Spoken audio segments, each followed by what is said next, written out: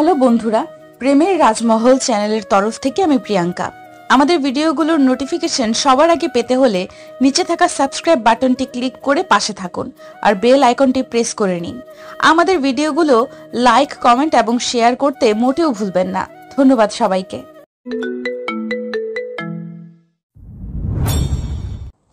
তোর মতো জঘন্য লোককে কোনোদিন আমি স্বামী হিসেবে মানব না। তুই ভাবলি কি করে আমি তোর মতো ধর্ষককে বিয়ে করব? তোকে বিয়ে করার থেকে নিজের জীবন নিজে শেষ করে দিব। তোদের মতো জানোয়ার, অমানুষ, বিশ্বাসঘাতক কখনো কারো স্বামী হতে পারে না। রাজ শীতলকে এভাবে ধর্ষণ করবে সেটা শীতল ভাবতেই পারেনি। রাজ শীতলের ভাইয়ের ফ্রেন্ড ছিল, ফ্রেন্ড ছিল রাজ আর শীতলের ভাই। রাজ নিজের বন্ধুর বোনের সাথে এরকম জঘন্য কাজ করবে সেটা শীতল ভাবতেই পারছে না। রাজ নম্র, ভদ্র, অমায়িক আচার আচরণের একটা ছেলে। বাবা মা কেউ বেঁচে নেই। শীতলের পরিবারে ছিল রাজের পরিবার। রাজের একটা ছোট্ট বোন ছিল। 1 বছর আগে একটা অ্যাক্সিডেন্টে মারা যায় রাজের বোন। শীতল জ্ঞান হারিয়ে বিছানায় পড়ে আছে। জামা কাপড়গুলো নিচে ফ্লোরে পড়ে আছে। রাজ নিজের কাজ শেষ করে ফ্লোর থেকে নিজের পোশাক তুলে পরে নিয়ে বাহিরে চলে গেল। শীতল তখনও অজ্ঞান হয়ে বিছানায় পড়ে রইল। হিংস্র অন্ধ হায়নার মতো শীতলকে ছিন্ন ভিন্ন করেছে। কেন করেছে এরকম রাজ, সেটা শীতল বুঝে ওঠার আগেই হায়নার থাবায় ব্যথা সহ্য করতে না পেয়ে জ্ঞান হারায়। শীতলের জ্ঞান ফিরতেই এক মুহূর্ত লাগলো না বুঝতে তার সাথে কি হয়েছে। ব্যথায় বিছানা থেকে উঠতে পারছে না শীতল। চোখ বন্ধ হয়ে আসছে লজ্জায়, ঘৃণায়। কখনো ভাবতেই পারেনি সে কারো হাতে এভাবে ধর্ষিতা হবে। তার মাথায় ধর্ষিতা তকমা লেগেছে। সমাজে এরকম মেয়েদের জায়গা কোথায় সেটা সে জানে। শীতল বিছানা থেকে উঠতে নিলে পড়ে যায় ফ্লোরে। মিনিমাম শক্তিটুকু নেই তার মধ্যে ফ্লোর থেকে ওঠার। তখনই কারো কথা ভেসে উঠল শীতলের কানে। আমি কি হেল্প করব? শীতল তাকিয়ে দেখে যে তাকে ধর্ষণ করেছে সে সোফায় বসে আছে। নিষ্পাপ মুখ করে তাকিয়ে বলছে হেল্প করার কথা। রাজ সোফা থেকে উঠে আসতেই শীতল তার দুল হাত দিয়ে নিজের শরীর ঢেকে ফেলে। চোখ বন্ধ করে অঝরে কান্না করতে লাগলো শীতল। রাজ এসব তোয়াক্কা না করে ফ্লোর থেকে জামা কাপড় তুলে ছুঁড়ে মারে শীতলের দিকে। তাড়াতাড়ি ওয়াশরুমে ফ্রেশ হতে যাও। এগুলো পরে ওয়াশরুমে তোমার জন্য আরো ড্রেস আছে, ফ্রেশ হয়ে ওগুলো পরবে। রাজ কথাগুলো বলেই রুমের বাইরে চলে গেল। যাওয়ার আগে দরজা জোরে ধাক্কা দিয়ে লক করে বাহিরের থেকে শীতল ওয়াশরুমে গিয়ে শাওয়ারের নিচে বসে রইল। কেন তাকে ধর্ষণ করা হলো সেটা এখনো জানে না শীতল। রাজের মতো এমন ছেলে তাকে ধর্ষণ করেছে সেটা কিছুতেই মানতে পারছে না শীতল। শীতল সকালে কোচিং থেকে ফিরছিল। স্বাভাবিকভাবেই রাস্তায় দেখে বাসায় ড্রপ করার কথা বলে, পুরনো একটা বাড়িতে নিয়ে আসে। রাজ ভাইয়া, আমরা কোথায় যাচ্ছি? গেলেই দেখতে পারবে। তারপরও বলেন কোথায় যাচ্ছি? আমাকে কিডন্যাপ করছেন না তো? কথাটা বলে শীতল হেসে দিল। রাজও মুচকি হাসলো। রাজ পুরনো বাড়িতে এসেই শীতলের হাত ধরে একটা রুমে নিয়ে আসে। তোমার জন্য একটা সারপ্রাইজ আছে শীতল। এই সারপ্রাইজ আজীবন মনে থাকবে তোমার। রাজের চোখ হঠাৎ অন্যরকম হয়ে গেল। শীতল কিছু বুঝে ওঠার আগেই রাজ শীতলকে থাপ্পড় মেরে বিছানায় ফেলে দেয়। রাজ ভাই, আপনি কি করছেন? যা করছি তা তো দেখবেই। আমি কিছু দেখবো না। আমার কোনো সারপ্রাইজ লাগবে না। তা বললে হয় নাকি? সারপ্রাইজ তোমাকে নিতেই হবে। দেখুন, আমার ভয় করছে, আমাকে যেতে দিন। দেবো যেতে, আগে কাজ শেষ করি। কি কাজ করবেন? বাড়িতে সবাই আমার জন্য ওয়েট করছে।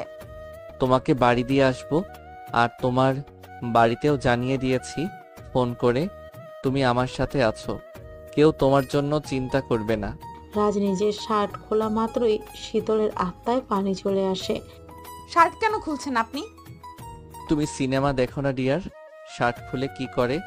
রাজ হঠাৎ শীতলের জামায় হাত দেয় আর শীতলের কিছু বোঝার আগেই হিংস্রের মতো ঝাঁপিয়ে পড়ে। শীতল নিজেকে বাঁচানোর চেষ্টা করে, বাট একটা ছেলের শক্তির কাছে তাকে হার মানতে হয়। শীতল শাওয়ারের নিচে বসে এগুলো ভাবতে থাকে। একসময় মনে করে এই কষ্ট থেকে একমাত্র মৃত্যু তাকে মুক্তি দেবে। এই কষ্ট বুকে নিয়ে সে বেঁচে থাকতে পারবে না। এই মুখ আর কাউকে সে দেখাবে না। শাওয়ারের নিচে বসে রাজের দেওয়া আঁচড়গুলো মুছতে থাকে শীতল, আর চিৎকার করে কান্না করতে থাকে।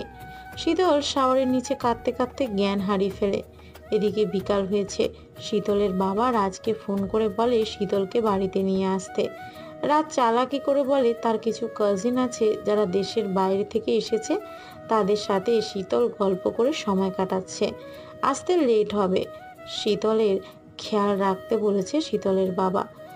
রাজ বাঁকা হাসি দিয়ে মনে মনে বলে, খুব ভালো করে আপনার মেয়ের খেয়াল রাখবো হবু শ্বশুর মশাই। শীতলের জ্ঞান ফিরলে নিজে রুমের বেডে আবিষ্কার করে মাথা ব্যথা করছে শীতলের।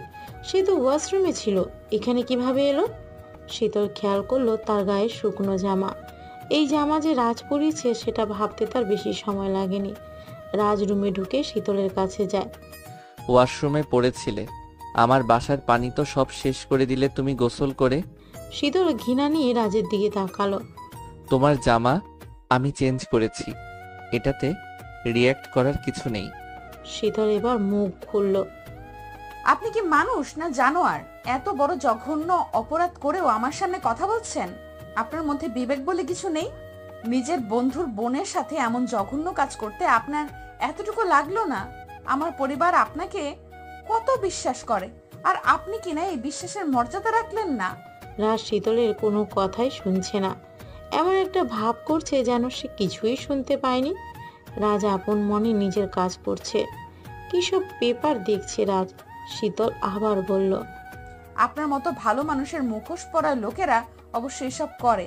আপনাদের মতো লোকের কাছে সম্পর্কের মূল্য জানে না। আপনার মুখোশ আমি খুলে দেব সবার সামনে। শীতল কথাগুলো বলেই রুমের বাইরে যাওয়ার জন্য পা বাড়ালো। ঠিক তখনই রাজ শীতলের হাত টেনে দেওয়ালের সাথে মিশালো। শীতল রাজকে একটা ধাক্কা দিয়ে বেড সাইডে ফেলে দিল। মাথায় অনেকটা চোট পেয়েছে রাজ, কিছু ব্লিডিং পড়ছে কপাল থেকে। রাজের সব তোয়াক্কা না করে শীতলের কাছে গিয়ে শীতলকে আবারও দেয়ালের সাথে চেপে ধরল। শীতল ঘৃণার দৃষ্টি নিয়ে রাজের দিকে তাকিয়ে আছে। রাজ ভয়াবহ দৃষ্টি নিয়ে শীতলের দিকে তাকিয়ে থেকে বলল, অনেক হয়েছে তোমার লেকচার। তোমার বাবা তো কলেজের লেকচারার, বাবার মতোই লেকচার তো ভালোই দিতে পারো তুমি।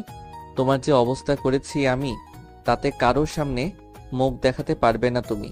এসব যদি সোসাইটির লোকেরা জানে তাহলে তোমাদের সম্মানের 13টা বাজবে। আমাকে কেউ কিছুই করতে পারবে না। তোমার বাবার তো হার্টের সমস্যা, তাই না? যদি এসব তোমার বাবা জানে তাহলে কি হবে বলো তো? শীতল কিছুটা চিন্তায় পড়ে গেল। এসব সে ভাবেনি। বাবা জানতে পারলে মেনে নিতে পারবে না। তার মেয়েকে কেউ ধর্ষণ করেছে, এটা তার কাছে মৃত্যুর চেয়ে কষ্টদায়ক হবে। আমি তোমাকে এখনই বিয়ে করব, একমাত্র এটাই হবে তোমাদের সবার জন্য মঙ্গলজনক। এমনিতে আমি ছাড়া তোমার মতো ধর্ষিতা মেয়েকে কেউ বিয়ে করবে না। শীতল এবার রাজকে থাপ্পড় দিল। তোর মতো জঘন্য লোককে আপনি বললেও পাপ লাগবে। তুই ভাবলি কি করে আমি তোর মতো ধর্ষককে বিয়ে করব? কে জানে আরো কত কত মেয়েদের তোর শিকার বানিয়েছিস। তোদের মতো জানোয়ার অমানুষ কখনো কারো স্বামী হতে পারে না। শয়তানের মতো হাসি দিয়ে বলল, এমনিতে তোমার জবান খুলে না, সব সময় তো চুপচাপ থাকতে। এখন তো দেখছি বেশ চটর চটর কথা বলছো। আমাকে যা যা বলছো তার হিসেব আমি পরে শোধ সমেত নেব। এখন বিয়েতে রাজি না হলে তোমার বাবাকে ফোন করব, তারপর বলবো তার মেয়েকে আমি কিভাবে রেপ করেছি, বিস্তারিত সব বলবো। এরপর মিডিয়ার লোকদেরও জানাবো কিভাবে একজন নিরীহ সম্মানিত মেয়েকে আমি অসম্মানিত করেছি। শীতল এবার ভয় পেয়ে গেল। নিজের জন্য তার ভয় করছে না, বাবার জন্য শীতলের ভয় করছে। বাবার সম্মান মাটিতে মিশে যাবে তার মেয়ে ধর্ষণ হয়েছে এই কথা সোসাইটির লোকেরা জানলে। অন্যদিকে এই ধর্ষককে বিয়ে করা অসম্ভব।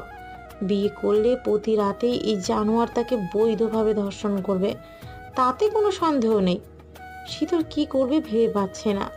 তার চোখ দিয়ে লাগাতার অশ্রু ঝরছে। রাজ শীতলের উত্তরের জন্য ওয়েট করছে, পকেটে হাত ঢুকিয়ে। আমি রাজি, তবে আমার সাথে কেন এমন করছেন তা বলতে হবে। কাহিনী সবে শুরু হলো, আর তুমি এখনই শেষ করতে চাও ডিয়ার? ধীরে ধীরে সব জানতে পারবে। আগে বিয়েটা হোক, তুমি রাজি তো বিয়ের জন্য? শীতল ঘৃণায় লজ্জায় নিচে তাকিয়ে আছে। এছাড়া তার কাছে আর কোনো উপায় নেই। রাজ বিয়ের জন্য কিছু শাড়ি গয়না বেড়ে রেখে নিচে চলে আসলো। শীতল নিরুপায় হয়ে সেগুলো পরে নিচে নামলো। কাজী আর রেজিস্ট্রার তাদের বিয়ে পড়ালো। স্বাভাবিক নিয়মে চুপচাপ তাদের বিয়ে হলো। রাজ আর শীতল দাঁড়িয়ে আছে। শীতলের বাবা মা আর ভাই রোজ সোফায় বসে আছে। নীরবতা চলছে সবার মাঝে। শীতল শুধু কান্না করছে আর শীতলের মা আঁচল দিয়ে মুখ ঢেকে কান্না করছে। তোমরা আগে থেকে পছন্দ করো একে অপরকে, সেটা জানাবে না? আমার সম্মানের কথা একবারও ভাবলে না তোমরা? বোনকে কোলে নিয়ে বেড়ানো, খাওয়ানো, ঘুম পাড়ানো, সারা রাত জেগে থেকে পরীক্ষার জন্য প্রিপারেশন করানো, এসবের এভাবে প্রতিদান পেলাম। Wow, thank you very much dear sweet sister. Sheetal কিছু বলছে না, শুধু কান্না করছে। আসল কথা বলে দিল রাজ তার বাবাকে, ধর্ষণের কথা বলে দেবে। এজন্য শীতল চুপচাপ দাঁড়িয়ে আছে। যা বলার রাজ বলছে। রোদ, দোস্ত, আমরা ভালোবাসি দুজন দুজনকে, তাই না জানিয়েই বিয়ে করেছি। তোরা তো শীতলের বিয়ে অন্য জায়গায় ঠিক করে ফেলেছিস। শীতলকে হারানোর ভয়ে আমি এই কাজ করেছি। তুই তো কথাই বলিস না, বন্ধু হয়ে এমন করলি, আমাদের সম্মানের কথা ভাবলি না? রাজ চুপচাপ হয়ে গেল। আমি তোমাদের মুখ দেখতে চাই না। আমার মেয়ে মারা গিয়েছে আমার কাছে। এই বাড়িতে তোমাদের ছায়াও যেন না দেখি। রোদ বাবা, এদের চলে যেতে বলো। শীতল তার বাবার পা ধরে বসে পড়ল। বাবা, আমি ভুল করেছি, আমাকে মাফ করে দাও। তোমাদের ছাড়া আমি বাঁচবো না। শীতলের বাবা পা ছাড়িয়ে নিয়ে চলে গেল নিজের রুমে। রোদও চলে গেল রাগে। শীতলের মা তাদের মাথায় হাত রেখে চলে যেতে বলল। রাজ বাবা, তোমরা এখন চলে যাও। রোদের বাবা আর রোদ রাগ করেছে। রাগ চলে গেলে তোমাদের আপন করে নেবে। আমার মেয়েকে দেখো বাবা, তুমি ছাড়া ওর কেউ নেই আর। জি আন্টি, দেখে রাখবো, খুব ভালো করেই দেখে রাখবো। আপনি চিন্তা করবেন না, ওর চোখের পানি পড়তে দেব না কখনো। শীতল শেষবারের মতো তার মাকে জড়িয়ে ধরে কাঁদলো। তার মাও কাঁদলো মেয়েকে বিদায় দিয়ে। শীতল মনে মনে বলল, আমি তোমাদের সম্মান নষ্ট করিনি মা। তোমরা জানো তোমাদের মেয়ের সাথে কি হয়েছে। আজকের পর থেকে তোমাদের মেয়ে জীবন্ত লাশ হয়ে থাকবে। রাজ বিদায় নিয়ে শীতলকে নিয়ে তার গাড়িতে বসলো। ড্রাইভ করছে রাজ, আর শীতল বাহিরে মুখ বের করে কাঁদছে তার পরিবারের জন্য। শীতল ভাবছে কেন তার জীবনে এমন হলো, রাজ কেন তার সাথে এমন করলো, কি অপরাধ ছিল তার, কিসের জন্য এমন করেছে সে। আর যাই হোক, এই অমানুষের সাথে থাকা যায় না। তার গা ঘিন ঘিন করছে রাজের কথা ভেবে। সারা জীবন এই লোকের সাথে সে থাকবে কিভাবে। শীতল বাহিরে তাকিয়ে কান্না করছে। রাজ বিশাল এক আলিশান বাড়িতে গাড়ি থামালো। রাজ শীতলকে কিছু না বলেই হনহন করে ভিতরে চলে গেল। শীতল রাজের পিছু পিছু বাড়িতে ঢুকলো। বাড়ির ভিতরে গিয়ে শীতল অবাক হলো। জমিদার বাড়ির মতো লাগছে বাড়িটা। বিদেশি সব শোপিস দিয়ে বাড়িটা সাজানো। শীতল কিছুটা ভয় পাচ্ছে বাড়ির ভিতরে ঢুকে রাজকে সে দেখতে পাচ্ছে না। সে তো রাজের রুমও চেনে না। কিছুই বুঝতে পারছে না সে কি করবে।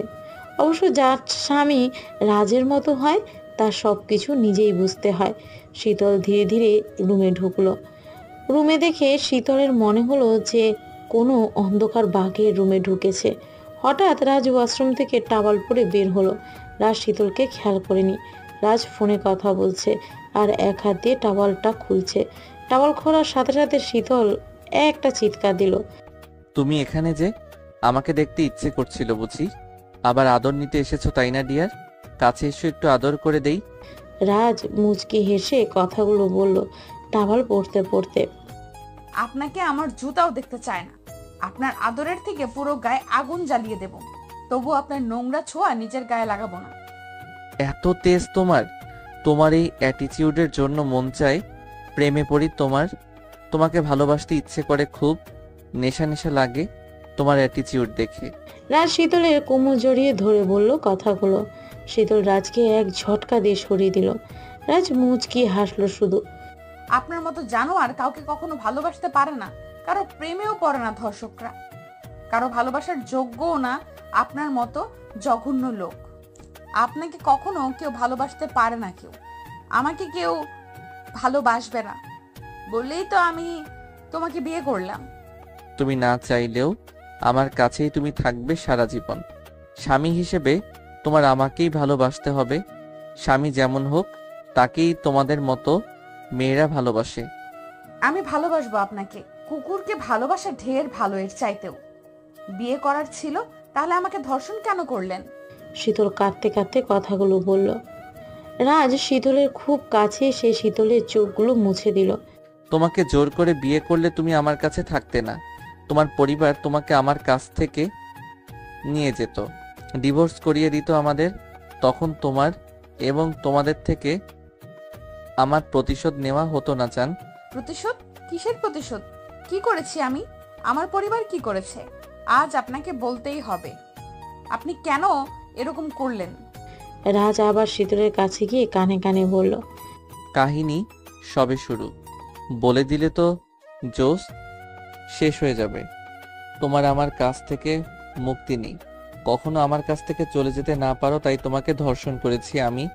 ধীরে ধীরে তোমার থেকে আর তোমার সো কল্ড ফ্যামিলি থেকে রিভেঞ্জ নিব আমি। আমার কাছ থেকে চলে যেতে চাইলেই তোমাকে ধর্ষণের কথা সবাই জানবে। তখন সোসাইটিতে তোমাদের সম্মান রাস্তায় লুটিয়ে পড়বে। এখন রাতের জন্য সাজুগুজু করে নাও। আমার প্রতিশোধের আগুনে জ্বলার জন্য তৈরি হও ডিয়ার। তুমি না চাইলেও তোমাকে ছোবো, এটাই তোমার শাস্তি। শীতল এবার রেগে গিয়ে রাজের মুখে থুতু মারল। রাজ শীতলের বিহেভ দেখে চমকে যায়। শীতলের মতো মেয়ে এমন করছে তা কল্পনার বাহিরে। শীতল বেশ শান্তশিষ্ট মেয়ে। অবশ্য কোনো মেয়েকে অসম্মান করলে তো সে এরকমই বিহেভ করবে, স্বাভাবিক। রাজ নিজের মুখ মুছে অগ্নি দৃষ্টি নিয়ে শীতলের দিকে তাকালো। শীতলও কম যায় না, সেও রেগে লাল হয়ে রাজের দিকে তাকালো, যেন রাজকে গিলে খাবে। তোমার বিহেভে আমি ফিদা হয়ে গিয়েছি জাস্ট। তুমি যতই দূরে যাও আমাকে ততই তোমার কাছে পাবে। আমার ছোঁয়া তোমাকে নিতেই হবে ডিয়ার। এখন তুমি তৈরি হও, বিকজ বিয়ের প্রথম রাত বলে কথা। আজকে তোমাকে আমি আবার ধর্ষণ, সরি আমরা তো স্বামী স্ত্রী, তাই ওয়ার্ডটা আদর হবে। রাজ শয়তানের মতো হাসি দিয়ে শীতলকে ছেড়ে চলে গেল রুমের বাহিরে। শীতল উঠে ভিতর থেকে দরজা লাগিয়ে বেডে আবার শুয়ে পড়ল। কাঁদতে কাঁদতে চোখ জ্বলছে শীতলের। বাবা মা ভাইয়ের কথা তার মনে পড়ছে। তাদের মিস করছে শীতল। নিশ্চয়ই তারাও মিস করছে শীতলকে। আমি কি কখনো নিজের লাইফে ফিরতে পারবো? কখনো নিজের পরিবারের কাছে যেতে পারবো? এই জানোয়ারের কাছ থেকে কখনো কি মুক্তি পাবো? আমাকে স্বামী নামের লোকটা তিলে তিলে মেরে ফেলবে। নিজেকে নিয়ে নিজে কথাগুলো বলছে আর কাঁদছে শীতল। সে কি করেছে যার জন্য রাজ তাকে কষ্ট দিচ্ছে? কেন এমন করছে রাজ তার সাথে? শীতল একবারও রাজের রুমটাকে খেয়াল করেনি। কতটা শৌখিনতায় রুমটাকে গুছিয়ে সাজানো হয়েছে তা দেখলে শীতল রাজের রুচি কতটা বুঝতে পারত। শীতলের মাথা ব্যথা করছে, তাই সে লম্বা একটা শাওয়ার নিল। ওয়াশরুম থেকে বের হতেই দরজায় কারো কড়া নাড়ার আওয়াজ এলো। শীতলের আত্মায় পানি চলে এলো। বোধহয় রাজ এসেছে। রাজের কথা ভাবতেই তার ভয় করছে আরো বেশি। রাজ না জানি তাকে কি করবে আবার। হয়তো আজকেই চিবিয়ে খেয়ে ফেলবে তাকে জানোয়ারের মতো। শীতল ভয়ে ভয়ে দরজার সামনে গেল। হঠাৎ শীতল কোমরে কারো ঠান্ডা স্পর্শ পেল। পিছনে তাকিয়ে দেখে রাজ শয়তানের মতো দাঁত বের করে হাসছে। ছাড়ুন আমাকে। আপনার সাহস কি করে হয় আমাকে ছোঁয়ার? আমার থেকে দূরে থাকুন। আমি তোমাকে ছোবো না তো কে ছোবে ডিয়ার? রাজের শিকারকে কারো ছোঁয়ার অধিকার নেই। কেন? আপনি আমাকে কিনে রেখেছেন? কিনেই তো রেখেছি। আজকেই তো চিরদিনের জন্য তোমাকে আমার করে নিলাম। আমি আপনাকে স্বামী হিসেবে মানি না, আর কখনো মানবও না। আপনার মতো জানোয়ারকে আমি শুধু ঘৃণা করি, এর চেয়ে বেশি কিছু না। রাজ শীতলকে আবারও নিজের কাছে নিয়ে এলো। রাজ শীতলের কানে কানে বলল, আমি তো তোমাকে বউ হিসেবে মানি, এটাই আমার কাছে যথেষ্ট তোমার কাছে আসার। আমাকে তোমার ভালোবাসতে হবে না। আমার শিকারকে কতভাবে নিজের করে নিতে হয় তা আমি জানি ডিয়ার। শীতল দাঁতে দাঁত চেপে কথাগুলো শুনছে চোখ বন্ধ করে। তোমার চুলের সুবাসটা তো সেই লেভেলের, তোমার গায়ের গন্ধটাও একদম পারফিউমের মতো। শীতল রাজের পায়ে একটা মোচড় দিল পা দিয়ে। সে ভেবেছে রাস্তাকে ছেড়ে দিবে, বাট ছাড়লো না, বরং আরও জোরে চেপে ধরলো পিছন থেকে। রাজ শীতলের কোমরে হাত বুলাতে বুলাতে বলল, তোমার মতো জিরো ফিগারের মেয়ে আমার সাথে পেরে উঠবে না, সো বৃথা চেষ্টা করো না দূরে যাওয়ার। এখন চলো খাবে, খেয়ে দে শক্তি অর্জন করো, বিকজ রোম্যান্স করতে গেলে তো তোমার হজম করতে হবে তো ডিয়ার। রাজ কথাগুলো বলেই শয়তানের মতো হাসি দিল। আমি কোনো ধর্ষকের টাকায় খাবার খাবো না, এর থেকে না খেয়ে মরে যাব। মরতে তোমাকে হবেই, বাট সেটা আমার হাতে। তোমাকে আমি মারবো তিলে তিলে। আর বারবার আমাকে ধর্ষক বলবে না, খবরদার। তাহলে আমার জঘন্য রূপ ধারণ করতে হবে। এখন চলো আমার সাথে, তা না হলে তোমার বাড়িতে ফোন করে বলবো তোমাকে কিভাবে বিয়ে করেছি। শীতল আর কিছু বলল না। রাজের সাথে নিচে গেল শীতল। শীতল নিচে গিয়ে দেখলো ডাইনিংয়ে খাবার দেওয়া হয়েছে, বিশাল আয়োজন করা হয়েছে। এত কম সময়ে কিভাবে এত আয়োজন করলো কে জানে। শীতল কিছু বুঝে ওঠার আগেই রাজ শীতলের উপর উঠে খুব কাছে গিয়ে বলল, প্রতিশোধের আগুনে জ্বলার জন্য তৈরি হও ডিয়ার। শীতল আপ্রাণ চেষ্টা করলো রাজের থেকে নিজেকে ছাড়াতে, বাট পারল না। হাজার হোক, একটা ছেলের শক্তির কাছে একটা মেয়ে কখনোই পারে না। শীতলের চোখ থেকে শুধু পানি পড়ছে, যা কেউ দেখছে না, এমনকি রাজও না। রাজ নিজের প্রতিশোধ নেওয়ার নেশায় আছে। ভোরের দিকে রাজ ক্লান্ত হয়ে উপর হয়ে ঘুমোচ্ছে। শীতল ব্যথায় কাঁদছে। রাজের কোনো হুঁশ নেই তাতে। শীতল বুঝতে পারছে না কিসের প্রতিশোধ নিচ্ছে রাজ তার কাছে। রাজের ছোঁয়ায় কোনো ভালোবাসা ছিল না, শুধু প্রতিশোধের নেশা ছিল। শীতল শাওয়ারের নিচে বসে কাঁদছে। এই কান্না কেউ শুনতে পারছে না, শুধু শীতল আর আল্লাহ তাআলা শুনছে। শাওয়ার শেষে শীতল নামাজ পড়ল, তারপর জায়নামাজে বসে মোনাজাত ধরে কান্নাকাটি করলো কতক্ষণ। রাজ শীতলকে প্যাকেটটা দূরে ছুঁড়ে মারল। আপনার দেওয়া জিনিস আমি নেব না। রাজ শীতলকে হঠাৎ কোলে তুলে নিয়ে ওয়াশরুমে গেল, তারপর শাওয়ার ছেড়ে দিয়ে শীতলকে ধরে রাখলো নিচে। শীতল নিজেকে ছাড়াতে পারল না, ভিজে পুরো কাক হয়ে গিয়েছে শীতল। এখন তোমার এই আমার দেওয়া ড্রেস পরতেই হবে, এটা ছাড়া তোমার কোনো অপশন নেই। বাট আরেকটা অপশন আছে, কাপড় ছাড়াই বের হয়ে আসতে পারো। আমরাই তো, তাই না? কথাগুলো বলেই রাজ একটু হেসে শীতলকে ছেড়ে চলে গেল। 1 সপ্তাহ হয়েছে রাজ আর শীতলের বিয়ের। শীতলের পরিবার এখনো মেনে নেয়নি রাজকে। শীতলের সাথে তার পরিবার সব সম্পর্ক শেষ করে দিয়েছে। কেউ শীতলের ফেস দেখতে চায় না। রাজ এই কয়দিনে শীতলকে নানাভাবে কষ্ট দিয়েছে, নানাভাবে অপমান করেছে। শীতল মুখ বুঝে সব সহ্য করছে শুধু রাজের ব্ল্যাকমেইলের কারণে। রাজের কথা মতো না চললে সে সোসাইটিতে ছড়িয়ে দেবে শীতলকে কিভাবে রাজ বিয়ে করেছে। শীতলের সিচুয়েশনে দিনে দিনে আরও খারাপ হচ্ছে। রাজের নিকটতম আত্মীয় স্বজনেরা শীতলকে নানাভাবে অপমান করে বিয়ের ব্যাপারে। শীতলকে তারা বলে রাজের সাথে বিয়ের আগে তার কোনো অবৈধ সম্পর্ক ছিল কিনা। এই টাইপের অনেক কথা শুনতে হয় তাকে। সে কোনো প্রতিবাদ করতে পারে না। এসবে রাজের সব অপমান মুখ বুজে সহ্য করতে হয় তাকে। আর নীরবে সবার আড়ালে বালিশে মুখ গুজে কাঁধে। কখনো বা ওয়াশরুমে শাওয়ার ছেড়ে চিৎকার করে যেন কেউ না শুনতে পায়। শীতলের জীবনটা জাস্ট তেজপাতা বানিয়ে দিয়েছে রাজ। শীতল এখনো জানে না তার সাথে কেন এরকম করছে রাজ, কি তার অপরাধ। সে যতবার রাজকে জিজ্ঞাসা করেছে ততবারই রাজ তাকে বলেছে সময় হলে বলবে। তার নাকি আরও কষ্ট দেওয়ার বাকি আছে শীতলকে। তার স্বাদ মেটেনি শীতলকে কষ্ট দেওয়ার। একদিন শীতলকে নিয়ে একটা বিজনেস পার্টিতে যায় রাজ। সেখানে অনেক বিজনেসম্যানকে দেখতে পায় শীতল, যা তার পূর্ব পরিচিত। ভদ্রতার খাতিরে কথা বলতে হয় শীতলের। সেটা রাজ দেখা মাত্রই রাগে গজগজ করতে থাকে। সে শীতলকে অগ্নি দৃষ্টি নিক্ষেপ করে তাকিয়ে আছে। শীতল সেদিকে খেয়াল করেনি। অনেকদিন পর বাইরে এসে সে নিজেকে মুক্ত পাখি মনে করেছে। তার ভীষণ ভালো লাগছে সবার সাথে কথা বলে। মনে দুঃখ কিছুটা হলেও লাঘব হলো শীতলের। বাড়িতে সবাই শীতলের প্রশংসা করছে, যেটা রাজের ভালো লাগছে না। সে সহ্য করতে পারছে না শীতলের প্রশংসা। শীতলের বডি, ফেস, কণ্ঠ সব মনে মিলিয়ে সে একটা ইউনিক পার্সন হয়ে উঠেছে পার্টিতে।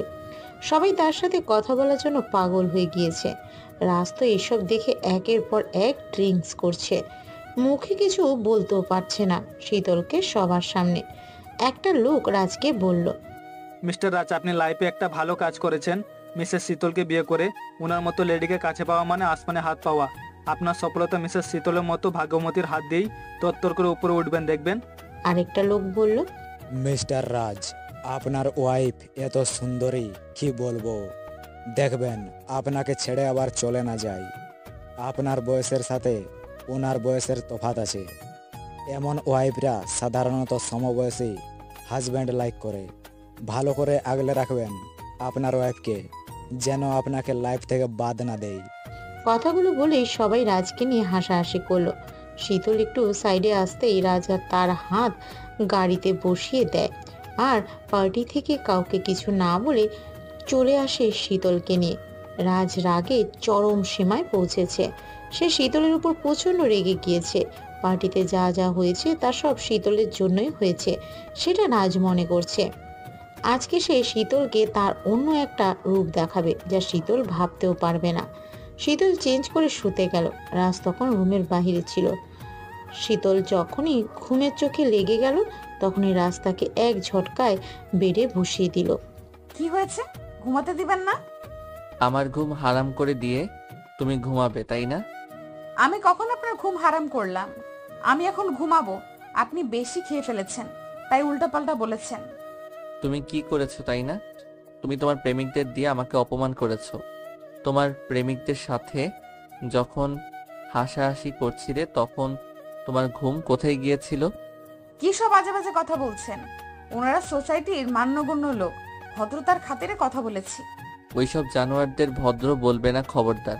সব কটা ক্যারেক্টারলেস। অন্যের বউয়ের দিকে নজর দেয় ওসব ছোট লোকরা। অবশ্য তোমার মতো মেয়েরা ওসব লোকদের লাই দেয়। এখন বলো, কাকে তোমার পছন্দ হয়েছে? কখন আমাকে মেরে চলে যাবে কারোর সাথে? শীতল এবার রেগে রাজের গালে থাপ্পড় দিল। অনেক বলেছেন আপনি, আর না। এবার আমি বলবো, আপনি শুনবেন। অনেক অপমান করেছেন, কিন্তু বলিনি। আজকে অপমানের চরম সীমানায় পৌঁছেছেন। নিজেকে সবার মতো ভাববেন না। আপনি একটা জানোয়ারের থেকেও নিকৃষ্ট। ভেবেছি আপনি কখনো ঠিক হবেন আর নিজের ভুল বুঝতে পারবেন, বাট আমি ভুল ছিলাম। আপনি কখনো মানুষ হবেন না। ধর্ষক কখনো মানুষ হয় না। শীতল কথাগুলো বলেই রুমের বাহিরে যাওয়ার জন্য পা বাড়ালো। তখন রাজ শীতলকে এক টানে বেডে ফেলে দিল। আজকে জানোয়ার কাকে বলে তা তোমাকে দেখাবো। রাজ নিজের প্যান্টের বেল্ট খুলে হাতে নিল, নিজের শার্ট খুলে ফ্লোরে ফেলে দিল। রাজ প্রচুর ড্রিঙ্কস করেছে, বিদায় তার হুঁশ হারিয়ে ফেলেছে।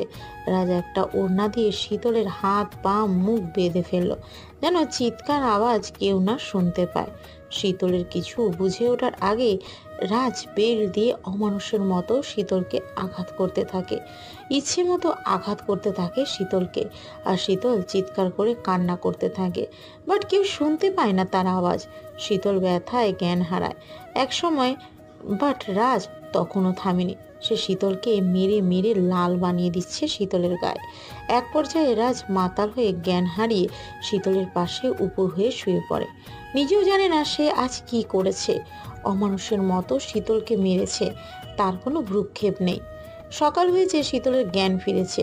পুরো শরীর ব্যথায় জ্বলছে, শরীরের অনেক জায়গায় লাল লাল দাগ হয়ে গিয়েছে। শীতলের হাত পা বাঁধা নেই আর, মনে হয় রাজ খুলে দিয়েছে। শীতল নিজে নিজে বেড থেকে উঠে পড়ে। রাজ তখনও বেডে উপর হয়ে ঘুমিয়ে আছে। রাজকে ঘুমন্ত অবস্থায় কি যে নিষ্পাপ লাগছিল তা বলার বাহিরে, অথচ জেগে থাকলে জানোয়ারের মতোই বিহেভিয়ার করে। শীতলের আর সহ্য হচ্ছে না। এভাবে আর জীবন রাজের অত্যাচারে চলতে পারে না। শীতলের কিছু একটা করতে হবে রাজের হাত থেকে বাঁচার জন্য। আত্মহত্যা করা মহাপাপ, তা না হলে সে কবেই এই পথ বেছে নিত। শীতল বালিশটা ফ্লোরে ছুঁড়ে মেরে শাওয়ার ছেড়ে তার নিচে দাঁড়ালো। সেখানে বসে চিৎকার করে কান্না শুরু করলো শীতল। তার কান্না কেউ দেখতে পারছে না, একমাত্র আল্লাহ ছাড়া তার নিজের বলতে কিছু নেই। নিজের পরিবারও মুখ ফিরিয়ে নিয়েছে। সে মরতেও পারছে না আর মারতেও পারছে না। শীতল কি করবে তা ভেবে পাচ্ছে না। কিসের দোষে এত শাস্তি তা সে এখনো জানে না। সাবার করে শীতল রুমে এসে দেখে রাজ বেডে নেই। রাজের গাড়ির চাবিও নেই। শীতল গাড়ির হর্ন পেল, তার মানে রাজ বাহিরে যাচ্ছে। হঠাৎ টেলিফোনে রিং হলো।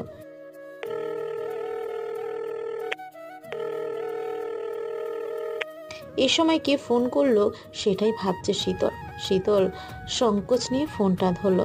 ফোনের ওপাশের আওয়াজ শুনে শীতলের বুঝতে বাকি রইল না কে ফোন করেছে। শীতলের মা ফোন করেছে শীতলকে। দুজনেই কান্না করে কথা বলছে।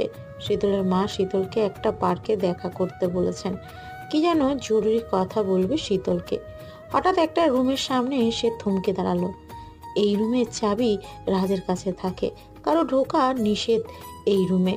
রাজ মাঝরাতে এখানে আসে, সেটা শীতল কয়বার লক্ষ্য করেছে। আজকে দরজা খোলা রুমের।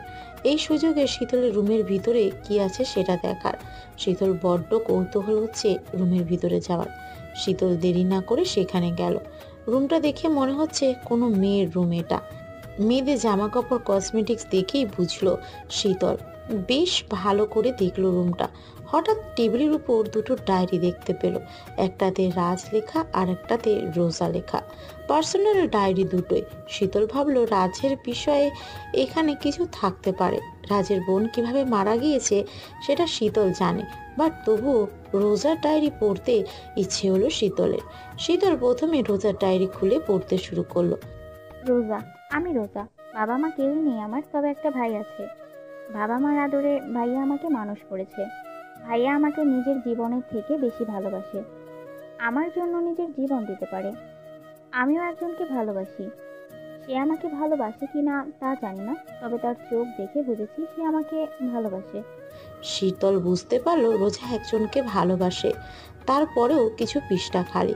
শেষের কয়েকটা পৃষ্ঠায় কিছু লেখা দেখতে পেল শীতল। আমি ভাবতাম সে আমাকে ভালোবাসতো, বাট আজকে জানতে পারলাম সে আমাকে একটুও ভালোবাসে না। আমি আমার এই জীবন আর রাখবো না। ভাইয়া আমাকে মাফ করে দিও।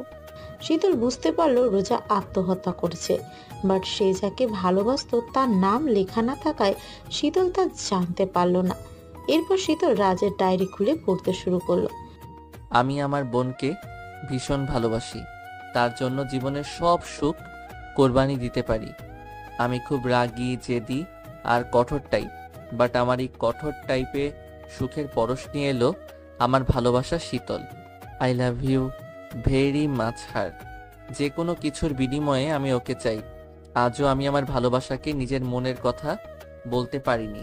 প্রথম যেদিন ওকে দেখেছিলাম সেদিন এলোমেলো চুলে ওকে এত সুন্দর লাগছিল যে ইচ্ছে হচ্ছিল এখনই বিয়ে করে ওর সৌন্দর্যে ডুব দেই। পরে জানতে পারলাম ও আমার জানের জিগার দোস্ত, রোদের বোন। শীতল রাজের ডায়েরি পড়ে স্তব্ধ হয়ে গেল। সে শব্দেও ভাবেনি রাজ তাকে কখনো ভালোবাসতো। এখন তার কিছু রহস্য খুলেছে। রাজ মাঝে মাঝে ভার্সিটিতে যেত। শীতলের ক্লাসের সামনে দাঁড়িয়ে থাকতো। এমনকি প্রাইভেট কোচিংয়েও রাজ দাঁড়িয়ে থাকতো। শীতলের জন্যই রাজ দাঁড়িয়ে থাকতো সেটা আর বুঝতে বাকি রইল না। শীতলের মাথায় এক গাদা প্রশ্ন ঘুরছে। রাজ তাকে এতই ভালোবাসে, তাহলে ধর্ষণ করলো কেন? জীবন গেলেও কেউ তার ভালোবাসাকে অপমান করে না, তাহলে রাজ এমন করলো কেন? কি কারণ থাকতে পারে ওর? পুরো ডায়েরি পড়লেই এই রহস্য জানা যাবে। শীতল আবারও ডায়েরি পড়া শুরু করলো। ঠিক তখনই রাজের গাড়ির হর্ন বাজলো। শীতল ভয়ে তাড়াতাড়ি ডায়েরি রেখে রুম থেকে বেরিয়ে এলো। শীতল রুম থেকে বেরিয়ে বারান্দায় গিয়ে দাঁড়ালো। রাজ রুমে এসে শীতলকে ডাকলো। শীতল সঙ্গে সঙ্গে রাজের সামনে এসে হাজির হলো। শীতল লক্ষ্য করলো কালকে রাজ যা করলো তার কোনো অনুতাপ নেই রাজের মনে। মনে হয় নেশায় মাতাল হয়ে সব ভুলে গিয়েছে রাজ। কি ব্যাপার, তোমার গায়ে এগুলো কিসের দাগ? বুঝেছি এসব আমার উপর রেগে করেছো, তাই না? শীতল এবার বুঝতে পারলো রাজের রাতের কথা কিছু মনে নেই। আমার গায়ে আমি যা ইচ্ছে তাই করব, তাতে আপনার কি? রাজ শীতলের কথা শেষ হতেই শীতলকে বিছানায় ফেলে দিয়ে দু হাত দিয়ে চেপে ধরলো। শীতলের ভয়ে প্রাণ যায় যায় অবস্থা। কতবার বলবো তুমি আমার সম্পত্তি, তোমার উপর কারো অধিকার নেই, স্বয়ং তোমার উপর শুধু আমার অধিকার। এই রাজ হলো তোমার মালিক। আমার যা ইচ্ছে তাই করব তোমার সাথে। তোমাকে মারবো, কাটবো, তারপর আমি আবার জোড়া লাগাবো। বুঝতে পেরেছো কি বলেছি তোমায়? শীতল মাথা নাড়ালো। রাজ আবার বলতে শুরু করলো। কাল পার্টিতে তুমি যা করেছো তা এখনো ভুলিনি আমি। সবার সাথে হেসে হেসে কথা বলছিলে, আমার সাথে তো কখনো এসে কথা বলো না। আর যদি কখনো দেখি কারোর সাথে কথা বলতে, তাহলে তোমাকে জবাই করে কবর দেব। কখনো কোনো ছেলের সাথে কথা বলতে যেন না দেখি তোমায়। ছেলেদের থেকে 100 হাত দূরে থাকবে। মনে রাখবে আমার নজর সব সময় তোমার উপর, বিকজ আমি তোমাকে। রাজের গলা আটকে গেল। শীতল রাজকে লক্ষ্য করছে।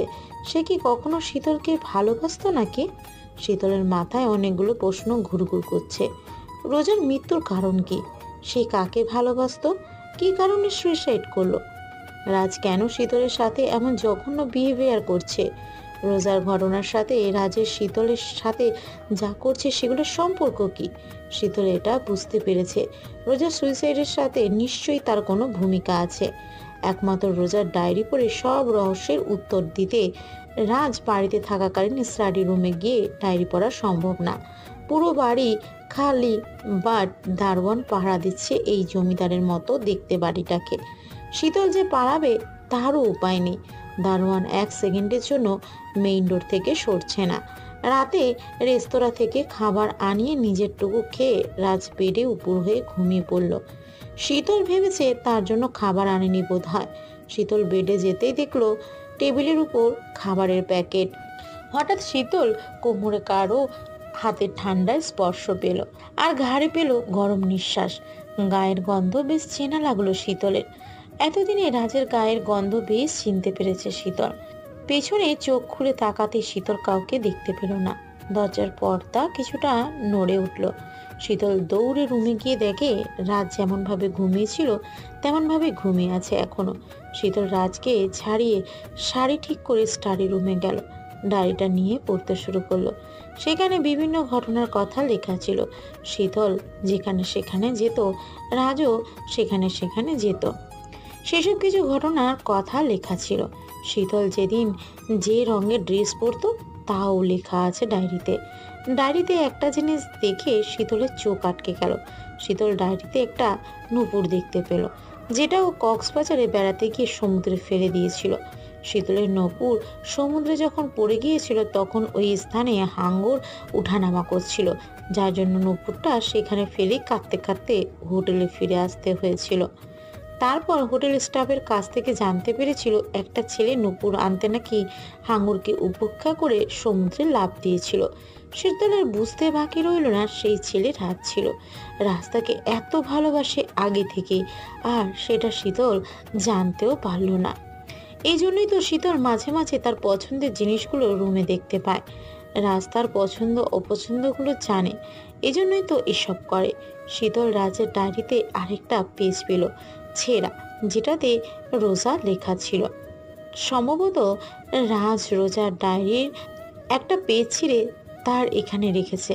ডায়েরিতে অস্পষ্টভাবে কি যেন লেখা ছিল। শীতল ভালো করে লেখাটা পড়ল। শীতল প্রায় জ্ঞান হারানোর মতো সিচুয়েশনে পড়ল লেখাটা পড়ে।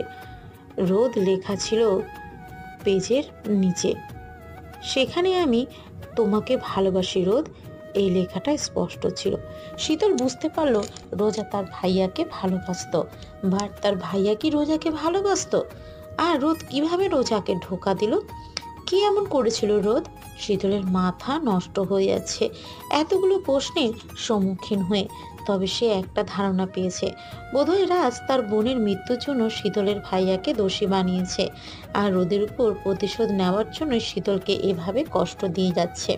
ভোর হয়েছে। পুরো ডায়েরি পড়ার আগে তার রুমটা লক করে শীতল নিজের রুমে যায়। রাজ এখনো ঘুমিয়ে আছে। রাজের শার্টটা ফ্লোরে পড়ে আছে। শীতল রাজকে কিছুটা লক্ষ্য করলো। রাজকে একদম নিষ্পাপ শিশুর মতো লাগছে, অথচ এই রাজ শীতলকে ধর্ষণ করেছে আর প্রতিনিয়ত শীতলকে অপমান করেই যাচ্ছে। আবার সে নাকি শীতলকে ভালোবাসতো কখনো। শীতল বিদ্রুপের হাসি দিয়ে ওয়াশরুমে চলে গেল। শাওয়ার ছেড়ে দিয়ে রাজের 2 দিন আগে রাতে বেল দিয়ে শীতলকে যেভাবে কুকুর বিড়ালের মতো মেরেছিল তার কথা ভাবছে শীতল। রাতে এত অত্যাচার করেছে যে সকালে তা কত সহজে ভুলে গেল। কি নিষ্ঠুর দুনিয়া। সকালে রাজ রেস্তোরাঁ থেকে খাবার আনিয়ে খেয়ে অফিসে চলে যায়। শীতল সেই সুযোগে তার মায়ের সাথে দেখা করতে গেল পার্কে। রাজ তাকে বারণ করেছে নিজের পরিবারের সাথে যোগাযোগ না রাখতে, তাই শীতল লুকিয়ে গিয়েছে দেখা করতে। রাজ জানতে পারলে তাকে যেতে দিবে না। রাজের তেমন কাজ নেই, তাই সে বাড়িতে এসে পড়ল তাড়াতাড়ি। বাড়িতে এসে শীতলকে দেখতে পায় না রাজ। রাজ বুঝতে পেরেছে শীতল তার পরিবারের কারোর সাথে দেখা করতে গিয়েছে। রাজ রেগে পুরো আগুন হয়ে গেল। কোট আর শার্ট খুলে মাথায় পানি দিল রাগ কমানোর জন্য। রাজের কথা শীতল অমান্য করেছে তা রাজ ভাবতেও পারছে না। রাজ এখন শীতলকে পেলে পুরো জবাই করবে, এতে কোনো সন্দেহ নেই। রাজ নিজের রাগ কন্ট্রোল করে ইজি চেয়ারে বসে শীতলের জন্য ওয়েট করতে থাকে। দারোয়ানের বাড়িতে ছোট মেয়ে অসুস্থ, তাই সে ইমিডিয়েটলি বাড়িতে গিয়েছে। আর শীতল সেই সুযোগে বাইরে বের হতে পেরেছে। শীতল ভয়ে ভয়ে পার্কে গেল। শীতলের বেশ ভয় করছে, বিকজ রাজকে না জানিয়ে এখানে মায়ের সাথে দেখা করতে এসেছে সে। রাজ অনেকবার তাকে বারণ করেছে পরিবারের কারোর সাথে কথা বলতে, বাট শীতল রাজের কথা অমান্য করেছে। রাজ জানতে পারলে তাকে মেরেই ফেলবে, তাই মায়ের সাথে দেখা করে তাড়াতাড়ি সে বাড়িতে চলে যাবে রাজের অফিস থেকে ফেরার আগে। কেমন আছিস মা? শীতল তার মাকে দেখতে পেয়ে জড়িয়ে ধরল। মা মেয়ে দুজনেই কাঁদছে। মা বাবা কেমন আছে? ভাইয়া কেমন আছে? এখনো তোমরা আমার উপর রাগ করে আছো? আমি কি তোমাদের জন্য মারা গিয়েছি? চুপ কর শীতল, কি সব বলছিস তুই? তুই তোর বাবাকে আর ভাইকে কষ্ট দিয়েছিস, তারা তোর উপর রেগে আছে, কিন্তু তোকে ওরা ভালোবাসে। একদিন ঠিক তোকে মেনে নিবে, দেখবি। তোর একই অবস্থা শরীরের, রাজ কি তোর খেয়াল করে না? শীতল সত্যিটা তার মাকে জানাতে চায় না, তাই কিছু মিথ্যে বলল। তা না মা, রাজ আমাকে অনেক ভালোবাসে, সে আমার অনেক কেয়ার করে, আমার পা মাটিতে নামতে দেয় না। আসলে তোমাদের ছেড়ে এসেছি তো, তাই এমন দেখাচ্ছে। তোমাদের জন্য মন খারাপ হয় ভীষণ। আমি তোকে কিছু কথা বলবো মা? আমাদের সোসাইটি নিয়ে চলতে হয়। তুই আমার মাথায় হাত দিয়ে বল, তুই কখনো নিজের সংসার ছেড়ে আসবি না? রাজের সাথে থাকবি মৃত্যুর আগ পর্যন্ত? রাজকে স্বামীর মর্যাদা দিবি সবসময়? বাঙালি মেয়েদের একবার বিয়ে হয়, তাই জীবন দিয়ে হলেও সেটা টিকিয়ে রাখবি। তোর বাবার কাছে সম্মান আগে, তুই একবার তার সম্মান নষ্ট করেছিস, কিন্তু আর কখনো করবি না, তাহলে তোর বাবা আর বেঁচে থাকবে না। শীতল স্তব্ধ হয়ে গেল মায়ের কথা শুনে। সে কিভাবে রাজের মতো অমানুষের সাথে সারা জীবন থাকবে? শীতল সিএনজি নিয়ে আসার পথে তার মায়ের বলা কথাগুলো নিয়ে ভাবছে। সে ভেবেছিল তার রহস্য জেনে রাজের সব ভুল ভাঙিয়ে তার জীবন থেকে চলে যাবে বহু দূরে। রাজ যে কারণেই হোক তার সাথে অন্যায় করেছে, এই জঘন্য অন্যায়ের কোনো ক্ষমা নেই। শীতল ভেবে কোনো কিনারা পাচ্ছে না। কিভাবে রাজের সাথে সারা জীবন থাকবে? রাজ তাকে আগে হয়তো ভালোবাসতো, এখন তার ভালোবাসা অন্ধ হয়ে গেছে। এখন শীতলের জন্য এক রাশ ঘৃণা আছে। শীতল ভাড়া মিটিয়ে মেইন ডোরে যেতেই রাজের গাড়ি দেখে বুঝতে পারে রাজ এসেছে। রাজের এত তাড়াতাড়ি বাড়ি ফেরা শীতলের জন্য ভালো নয়। শীতল এখনো ওই রাতের কথা ভুলেনি। কুকুরের মতো রাজ শীতলকে মেরেছিল, আজ হয়তো রাস্তাকে জবাই করে ফেলবে, নয়তো দা দিয়ে ঢেঁড়সের মতো কুচি কুচি করে রাস্তার কুকুরকে ডিনার হিসেবে দেবে। শীতল ভয়ে ভয়ে রুমে ঢুকলো। পুরো রুম অন্ধকার। আবছা আলো ইজি চেয়ারে বসে একজন তার দিকে তাকিয়ে আছে, সেটা শীতল বেশ বুঝতে পেরেছে। শীতলের ভয়ে পুরো বডি কাঁপছে। সে চুপচাপ চোখ বন্ধ করে দাঁড়িয়ে আছে। কোথায় গিয়েছিলে আমাকে না বলে? কোথায় গিয়েছিলে বললে না যে? উত্তর দাও। এবার রাজ জোরে চিৎকার করে বলল। শীতল চিৎকার শুনে চমকে গেল। মায়ের সাথে দেখা করতে। আমি তোমাকে কি বলেছিলাম? আমার পরিবারের কারোর সাথে যোগাযোগ না রাখতে। তো তুমি যোগাযোগ রাখলে কেন?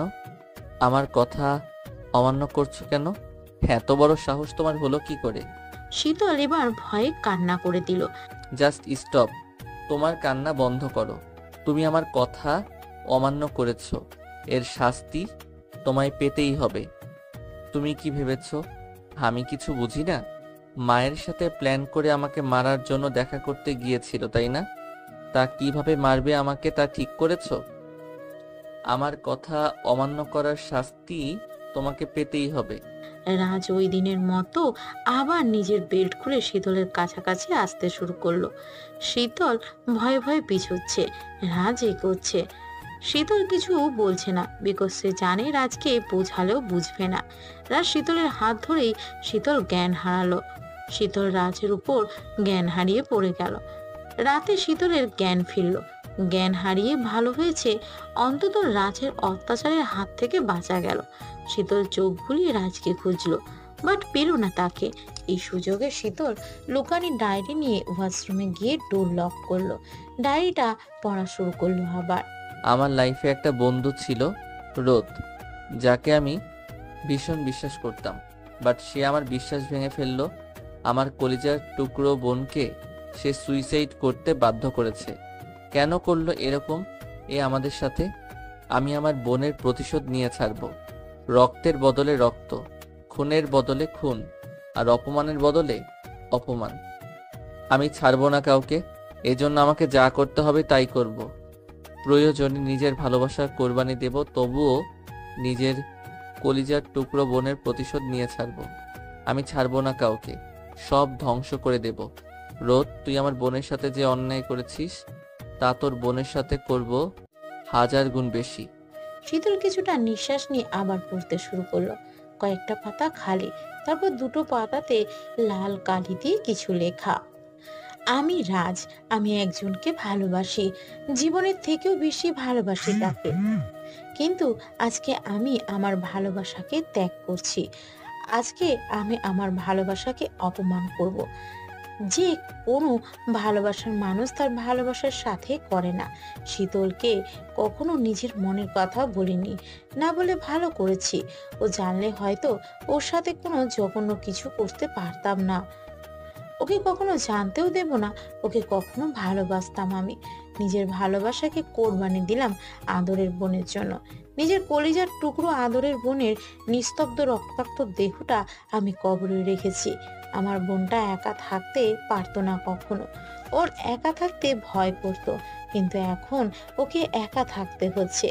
ভাইয়া ভাইয়া করে আমাকে ডাকছে, পরিষ্কার শুনতে পারছি রোজ বলছে, ভাইয়া আমাকে এখান থেকে নিয়ে যাও, আমি থাকবো না এখানে, আমার অন্ধকারে একা থাকতে ভয় করছে।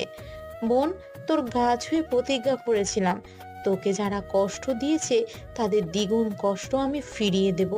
তুই তোর অকৃতজ্ঞ ভাইয়ের উপর ভরসা রাখ শুধু। ডায়েরিটা পড়ে শীতলে চোখ দিয়ে পানি পড়ছে। সে আবার ডায়েরি পড়া শুরু করলো। আমি আজ আমার ভালোবাসাকে অপমান করেছি। আমি নিজের হাতে আমার ভালোবাসার মানুষকে ধর্ষণ করেছি। আমার ভালোবাসা যন্ত্রণায় চিৎকার করছিল, তখন আমি প্রতিশোধ নেওয়ার খুশিতে অমানুষ জানোয়ারের মতো হাসছিলাম। ক্ষতবিক্ষত করেছি আমি আমার ভালোবাসাকে। আমি আজ ধর্ষক হয়েছি। সমাজের চোখে আমি সবচেয়ে সেই নিকৃষ্ট মানুষ হয়েছি। আমার এগুলোর কোনো অনুতাপ নেই। যা করেছি তা ওদের প্রাপ্য ছিল।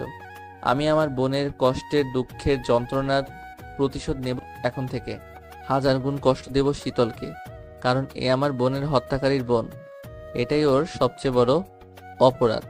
তিলে তিলে মারবো শীতলকে আমি।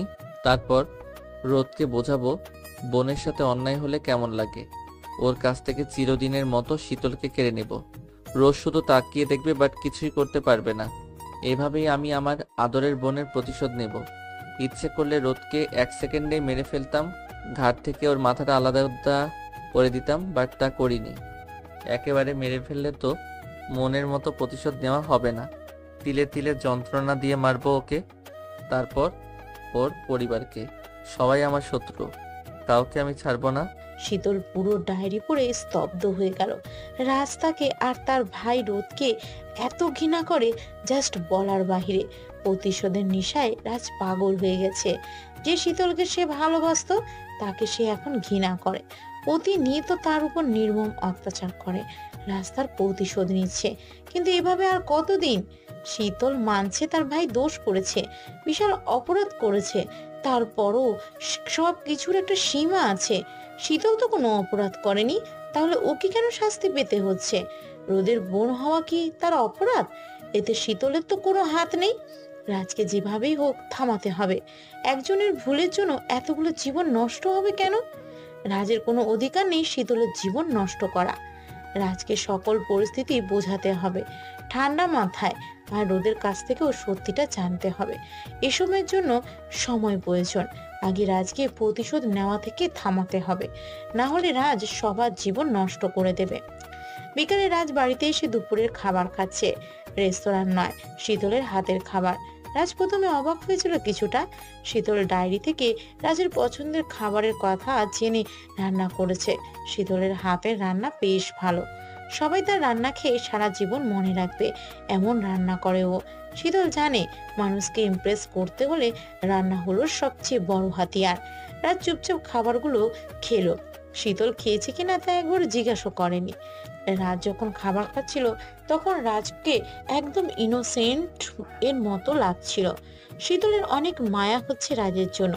যে বোনকে সে এত ভালোবাসতো সেই বোন অকালে চলে গেল। শীতলের বড্ড ইচ্ছে হচ্ছে রাজকে একটু সান্ত্বনা দিতে, বাট তার সাহস নেই সান্ত্বনা দেওয়ার। রাজ খেয়ে একবার শীতলের দিকে তাকালো। শীতল ভাবলো তার প্রশংসা করবে, বাট কিছুই করলো না, চুপচাপ উঠে রুমে চলে গেল। শীতল কিছুটা কষ্ট পেল, সারা দুপুর এত কষ্ট করে রান্না করলো আর রাজ একটা ধন্যবাদও দিল না। শীতল রুমে গিয়ে দেখলো রাজ উপর হয়ে শুয়ে আছে। আমার রান্না কেমন হয়েছে? রান্না কি ভালো লেগেছে আপনার? ভালো লেগেছে। তাহলে আমার গিফট, আমি নতুন বউ হয়ে প্রথম রান্না করলাম। নতুন বউ রান্না করলে তাকে গিফট দিতে হয়। রেস্তোরাঁয় বাবুর্চির রান্না ভালো হলে তাকে টিপস দেওয়া হয়, যেটা আমি সবসময় দিয়ে থাকি। শীতল টাকাগুলো তুলে নিয়ে বারান্দায় চলে গেল। বুকটা তার ফেটে যাচ্ছে। তাকে বাবুর্চির সাথে তুলনা করলো রাজ। একটু ধন্যবাদ দিলে কি এমন হতো রাজের? নিজের বোনের প্রতিশোধ নিচ্ছে রাজ, ওর জায়গায় ও তো ঠিক কাজ করছে। শীতল রাজের পাশে ঘুমিয়ে পড়ল। মাঝরাতে শীতলকে ডেকে তুলে বলল পা ব্যথা করছে, একটু টিপে দিতে। শীতলের সেই রকম রাগ হলো। মাঝরাতে কি এরকম করে? শীতল বাধ্য হয়ে রাজের পা টিপছে। শীতল পা টিপতে টিপতে রাজের পায়ের কাছে ঘুমিয়ে পড়ল। শীতল নিজের ভাগ্য মেনে নিয়েছে, তাই সে রাজের সাথে মানিয়ে চলতে সিদ্ধান্ত নিয়েছে।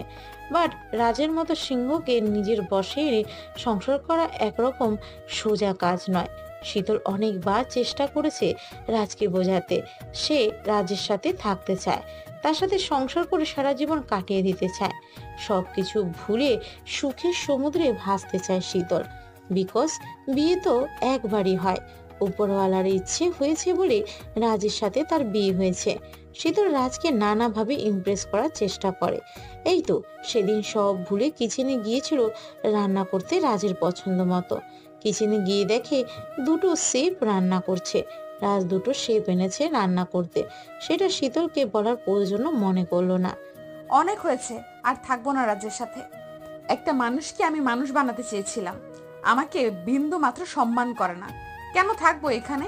কাল সকালে রাজ অফিসে চলে গেলে আমিও চলে যাব অনেক দূরে, তখন উনি বুঝবেন আমার মূল্য। মাঝরাতে রাজ ঘুমিয়ে আছে আর শীতল জেগে আছে। জেগে জেগে রাজকে দেখছে। কাল সে চলে যাবে, রাজকে আর কখনো দেখতে পাবে না সে। হাজার হোক রাস্তার স্বামী, রাজের জন্য তার ভীষণ কষ্ট হচ্ছে। সকালে রাজ অফিসে চলে গেল। শীতল ও ব্যাগপত্র গুছিয়ে নিচে নামলো। বৌরানী কেমন আছো? শীতল চমকে গেল খালাকে দেখে। ময়মনসিংহ থেকে খালার আরো কয়েকদিন পর আসার কথা ছিল, বাট এখনই চলে এসেছেন। সকালে শীতল ঘুম থেকে উঠে দেখে রাজ নেই। কাল রাতে রাজকে জব্দ করতে পেরে শীতল বেশ খুশি। হঠাৎ রাজ রুমে এসে বলল, জামা কাপড় গুছিয়ে নাও, কক্সবাজার যাব। আমরা কি ঘুরতে যাব? হানিমুনে যাব। মানে আমরা হানিমুনে যাব? সত্যি সত্যি? এত কথা বলো কেন? রেডি হতে বলেছি, রেডি হও। হোটেল রুম আগে বুক করে রেখেছে রাজ। রুমে গিয়ে শীতল বেডে গায়ে দিয়ে শুয়ে পড়লো। রাজ ওয়াশরুমে চলে গেল। শাওয়ার শেষে রাজ বুঝতে পারলো সে কোনো ড্রেস আনেনি। বাধ্য হয়ে শীতলকে বলল ব্যাগ থেকে ড্রেস দিতে। শীতল প্রথমে ওয়াশরুমের ডোর লক করলো, তারপর ড্রেস ভিতরে ঢোকালো। রাজ তার পোশাকের বদলে শীতলের হাত ধরে টান দিল। শীতল টাল সামলাতে না পেরে রাজুর উপর পড়ে গেল। শাওয়ারটা ছাড়াই ছিল, তাই শীতল ভিজে গেল। দুজন খুব কাছাকাছি চলে এলো, সে যেখান থেকে দুজনের নিঃশ্বাস শব্দ শুনতে পাওয়া যায়। একসময় রাজ শীতলের ঠোঁট নিজের ঠোঁটের আওতায় এনে ফেলে। শীতল রাজের স্পর্শ পেয়ে যেন তার মাঝে হারিয়ে যায়। রাজ একসময় শীতলের শাড়ি খুলে ফেলতে চাচ্ছিল। শীতল রাজকে হাত দিয়ে বাধা দেয় আর রাজকে নিজের থেকে ছাড়িয়ে ধাক্কা দিয়ে চলে আসে। রাজ তবুও শীতলকে পিছন থেকে জড়িয়ে ধরে আর ঘাড়ে তার পিঠে অজস্র কিস করতে থাকে। শীতল এবার জোরে ধাক্কা দিয়ে রুমে চলে আসে। রুমে এসে জোরে জোরে নিঃশ্বাস নিতে থাকে। দুপুরে রাজ আর শীতল হোটেলের রেস্টুরেন্টে যায়। শীতল সেখানে খাবার দেখে চমকে যায়। বিভিন্ন সামুদ্রিক মাছের আইটেম ছিল, কাঁকড়া ভাজা, রূপচাঁদা, আরও কিছু মাছের আইটেম ছিল। মাছের পেটিগুলো দেখতে অসাধারণ লাগছিল, যার থেকে মিষ্টি গন্ধ আসছিল। রাজ কাঁকড়ার খোসা ছাড়িয়ে বেশ মজা নিয়ে খাচ্ছে। শীতল কখনো কাঁকড়া খায়নি, তাই সে চেষ্টা করেও খেতে পাচ্ছে না। আমাকে একটু কাঁকড়া ভাজা খাইয়ে দিবেন? তোমার হাত পা সব আছে, তাহলে আমি কেন খাওয়াবো? আসলে আগে কখনো আমি কাঁকড়া খাইনি তো, তাই খেতে পারছি না। শীতল সবার সামনে কাকুতি মিনতি করছে রাজকে খাইয়ে দিতে। সেখানকার সবাই বিষয়টা দেখছে।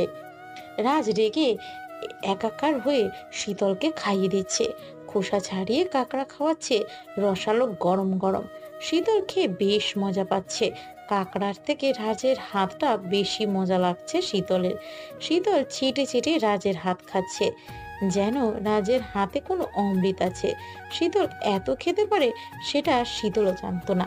প্রায় 1 ঘন্টা ধরে রাজের হাতে খেলো সে। রাতে রাজ কাজ শেষ করে বেডে শুয়ে আছে। শীতল নাইট গ্রাউন্ড পরে পারফিউম দিয়ে রাজের পাশে শুয়ে পড়ল। রাজ আপন মনে ঘুমাচ্ছে। শীতল সিনেমার বইয়ের মতোই রাজের গায়ে হাত পস ছুঁড়ে মারতে থাকলো। রাজ ভাবছে শীতল ঘুমের ঘোরে এমন করছে। রাজ যতবার শীতলকে ঠিক করে শুয়ে দিচ্ছে, ততবারই শীতল হাত পা দিয়ে রাজকে মারছে আর জড়িয়ে ধরছে। রাজ রেগে সোফায় গিয়ে শুয়ে থাকলো। শীতলের ভীষণ মন খারাপ হলো, কান্না পাচ্ছে তার। শীতল ওয়াশরুমে গিয়ে মুখে পানি দিল। ফিরে এসে দেখে রাজ বেডের উপর হয়ে শুয়ে আছে। কথায় আছে বয়সের দোষ শীতলেরও হয়েছে, তাই সে রাজকে এভাবে দেখে আবারও বেডে গিয়ে কিছুক্ষণ চুপচাপ থেকে জড়িয়ে ধরলো। রাজ ছাড়ানোর চেষ্টা করে ব্যর্থ হয়ে হার মেনে নিল। শীতলের গায়ে ছোঁয়া পেয়ে রাজ নিজেকে ঠিক রাখতে পারল না। সে শীতলকে নিয়ে নিজের করে নিল। সকালে শীতলের ঘুম ভাঙল। রাজ পাশে ছিল না, সে তার আগেই উঠে পড়েছে। শীতল ওয়াশরুমে গিয়ে শাওয়ার করে রুমে এলো। তখনই রুমে ওয়েটার ঢুকলো। ম্যাম, আপনাকে স্যার নিচে যেতে বলেছে রেডি হয়ে, তাড়াতাড়ি আসুন প্লিজ। শীতল বেশ অবাক হলো। সে ভাবছে রাস্তাকে অপমান আর কষ্ট দেওয়ার জন্য নতুন কোনো প্ল্যান করছে কিনা। শীতলের কপালে কি আছে তা উপরওয়ালাই জানে। শীতল খুব সুন্দর করে সেজে নিচে একটা রেস্টুরেন্টে গেল, যেখানে রাত যেতে বলেছিল। শীতল আকাশি রঙের শাড়ি পরে, চোখে মোটা কাজল দিয়ে, হাতে কাচের লাল চুড়ি পরে সেজেছে রাজের জন্য। চুলগুলো শ্যাম্পু করে ছড়িয়ে রেখেছে শীতল। শীতল সেখানে গিয়ে বুঝতে পারলো রাজ তার ফরেনার ক্লায়েন্টদের সাথে মিট করছে। সবাই শীতলকে দেখে চমকে গেল। শীতল এতটাই সুন্দরী যে যে দেখবে সে তাকিয়ে থাকবে। শীতল কখনো ভাবতে পারেনি রাজ তার সাথে এমন বিহেভ করবে। রাজ সবার সাথে শীতলকে জিএফ হিসেবে পরিচয় দিয়েছে। শীতলের চোখের পানি টলমল করছে, কাজল লেপটে গেল চোখের পানিতে। এটাই কি তাহলে রাজের সারপ্রাইজ ছিল শীতলের জন্য? শীতল আসলেই সারপ্রাইজ হলো। শীতল জিএফ হিসেবেও খুব প্রশংসা পেল ফরেনারদের কাছ থেকে। রাজ একবার শীতলের দিকে তাকালো না পর্যন্ত। সবাই যেখানে হাঁ করে তাকিয়েছিল। সকালে সবার সাথে রাজ এবং শীতল ব্রেকফাস্ট করলো। রুমে বসে বসে রাজ তার ক্লায়েন্টদের সাথে ল্যাপটপে মিটিং করছে, আর শীতল হোটেল রুমের বারান্দায় দাঁড়িয়ে সমুদ্র দেখছে। মাঝে মাঝে শুধু আর চোখে তাকাচ্ছে রাজের দিকে। শীতল প্রথমে মন খারাপ করলেও পরে মেনে নিয়েছে রাজের অপমান। রাজ তবুও তাকে জিএফ হিসেবে পরিচয় দিয়েছে সবার কাছে। অন্তত তাকে কোনো সম্পর্কের সাথে জড়িয়েছে রাজ। এখানে বসে আছো কেন? আবার কি ড্রামা শুরু করলে? আমি ড্রামা করছি না, আসলে আমার পা মচকে গিয়েছে। শীতল মাথা নিচু করে তাকিয়ে আছে। রাজ শীতলকে কিছু না বলেই তাকে কোলে করে নিয়ে হাঁটতে শুরু করলো। শীতল চোখ বন্ধ করে রাজের বুকের সাথে লেপ্টে আছে। রাজের বুকে হৃদস্পন্দন শুনতে পাচ্ছে সে। রাজের প্রতিটি নিঃশ্বাসও অনুভব করছে শীতল। শীতলেরও হৃদস্পন্দন ক্রমশ বাড়ছে, বিকজ রাজ তাকে এই প্রথম কোলে করে নিয়েছে। রুমে এসে রাজ ধপ করে শীতলকে বেড়ে ফেলে দিল আর নিজেও আটকে গেল শীতলের সাথে। শীতলের চুল রাজের শার্টের বোতামে আটকে আছে। দুজনেই দুজনকে ছাড়ানোর চেষ্টা করছে, বাট পাচ্ছে না। শীতল আর রাজ দুজন দুজনের এত কাছে যে দুজনের প্রতিটা নিঃশ্বাস শোনা যাচ্ছে। রাজ বোতাম ছাড়াতে গিয়ে শীতলের উপর পড়ে গেল। রাজ নিজেকে কন্ট্রোল করতে না পেরে শীতলকে জড়িয়ে ধরে কিস করতে শুরু করলো। শীতল চোখ বন্ধ করে রাজের ডাকে সাড়া দিল। রাগ এক পর্যায়ে পাগলের মতো শীতলকে ভালোবাসতে শুরু করে। মনে হচ্ছে যত যন্ত্রণা সব শীতলের উপর দিয়ে মেটাচ্ছে। শীতলের ভীষণ কষ্ট লাগছে রাজের এমন বিহেভিয়ারে। নিজেকে ছাড়ানোর চেষ্টা করছে শীতল, ভার রাজ তাকে ছাড়ছে না। হঠাৎ রাজের ফোন বেজে ওঠে আর রাজ শীতলকে ছেড়ে দিয়ে কিছুক্ষণ তাকিয়ে থেকে রুমের বাইরে চলে গেল। শীতল বেড থেকে উঠে আয়নায় গিয়ে নিজেকে দেখলো। ঠোঁট পুরো ফুলে গিয়েছে আর গায়ের অনেক অনেক জায়গায় রাজের দেওয়া চিহ্ন। এগুলো যদি ভালোবাসার চিহ্ন হতো তাহলে এত ব্যথা করতো না, বরং ভীষণ সুখ অনুভব করতো সে। রাজ শীতলকে সবসময় শুধু ব্যবহারের বস্তু হিসেবে ব্যবহার করে। রাত হয়েছে, শীতল আর রাজ ডিনার করছে। রাজ আপন মনে খাচ্ছে আর শীতল শুধু রাজকে দেখছে। খেয়ে এনার্জি তৈরি করো যেন আমার দেয়া ব্যথা সহ্য করতে পারো। রাজ উপর হয়ে বেডে শুয়ে আছে। শীতল ওয়াশরুম থেকে বেরোতে নিলে জ্ঞান হারায়। শীতল ফ্লোরে পড়ে যাওয়ায় বেশ শব্দ হয়। রাজ শোয়া থেকে উঠে পড়ে। শীতলের চোখ খুলতে সে ডক্টরকে দেখতে পেল আর রাজকে রহস্যময় ভাবে নিজের দিকে তাকিয়ে থাকতে দেখল। শীতলের বিষয়টা অবাক লাগলো। রাজ শুধু তাকিয়ে আছে। ডক্টর বলল, মিসেস রাজ, আপনার কিছু টেস্ট লিখে দিয়েছি। রাজ, আপনি আপনার ওয়াইফের টেস্ট করিয়ে নেবেন তাড়াতাড়ি। ধারণা করছি আপনার ওয়াইফ প্রেগন্যান্ট। শীতল চমকে গেল কথা শুনে ডক্টরের। রাজও বেশ অবাক হয়ে যায়। রাজ ইজি চেয়ারে বসে বসে চিন্তা করছে। রাজের চিন্তা ভর করেছে তাকে। অন্যদিকে শীতল হঠাৎ বেশ খুশি খুশি অনুভব করলো। সে ভাবছে যদি সে মা হয় তাহলে রাজ তাকে মেনে নিতে বাধ্য। রাজও বাবা হবে। প্রতিটা পার্সন বাবা মা হতে চায়। বাবা হওয়ার অনুভূতি রাজকে পাল্টে দিতে পারে। শীতলের ইচ্ছে করছে এক্ষুনি টেস্ট করে নিশ্চিত হতে সে কি আদৌ মা হতে চলেছে নাকি। রাত 12টা বাজে। শীতল খুশিতে ঘুমিয়ে আছে। রাজ বেডে গিয়ে ঘুমন্ত শীতলকে দেখলো, তারপর শীতলের পাশে ঘুমিয়ে পড়লো। রাতে আর রাজ শীতলের কাছে গেল না। শীতলকে বিরক্তও করলো না। শীতল ঘুমায়নি, সে রাজের জন্য ওয়েট করছিল। রাজ ঘুমিয়েছে একটু নিশ্চিত হতেই শীতল তার দুষ্টুমি শুরু করলো। শীতল তার হাত পা রাজের উপর ছুঁড়ে মারলো। ইচ্ছা করে রাজকে জড়িয়ে ধরলো। রাজ সব বুঝতে পারছে, সে কিছু বলছে না, চুপচাপ শীতলের দুষ্টুমি সহ্য করছে। শীতল ভাবছে প্রেগনেন্সির জন্যই রাজ তার খেয়াল রাখতে শুরু করেছে। যাই হোক, রাজ তাকে কিছুদিনের মধ্যে মেনেও নিবে। শীতল নাস্তা করতে বসলো। সব খাবারগুলো বেশ স্বাস্থ্যসম্মত। কয়েক রকমের ফলও ছিল। রাজ রুমে এসে দেখলো শীতল নাস্তা সেরে একেবারে শাড়ি পরে সেজে গুজে রেডি হয়ে বসে আছে। কি ব্যাপার, তুমি এত সকাল সকাল রেডি হয়েছো কেন? কোথাও যাবে তুমি? আমি তো আপনার জন্য বসে আছি, আজকেই টেস্ট করাবো। শীতল ধরে নিয়েছে সে মা হতে চলেছে, যেটা রাস্তার চেহারায় স্পষ্ট দেখতে পাচ্ছে। এখন টেস্ট করাতে পারবো না, ঢাকা গিয়ে টেস্ট করাবো। কাল সকালে রওনা হবে। ট্রেনের টিকিট কেনা হয়ে গেছে। শীতলের মন একটু খারাপ হলো। ভেবেছিল আজকে টেস্ট করিয়ে বসে থেকে রেজাল্ট আনবে। রাজ হোটেলের বাইরে ক্লায়েন্টের সাথে ডিল করে সব কাজ গুছিয়ে নিচ্ছে। তোর বাবা তোর মাকে একটু সহ্য করতে পারে না, একটুও ভালোবাসে না। কখনো ভালোবেসে শীতল বলে ডাকে না, কখনো ভালোবেসে কাছে টেনে আদর করে না। তুই এলে তোর বাবা পাল্টে যাবে, তোর মায়ের সব দুঃখ চলে যাবে। তুই তাড়াতাড়ি চলে আয় বাবা। সকালে ফ্লাইটে রাজ আর শীতল ঢাকায় চলে গেল। শীতল বাইক থেকে কলিং বেল বাজাতে একটা মেয়ে এসে দরজা খুলে দিল।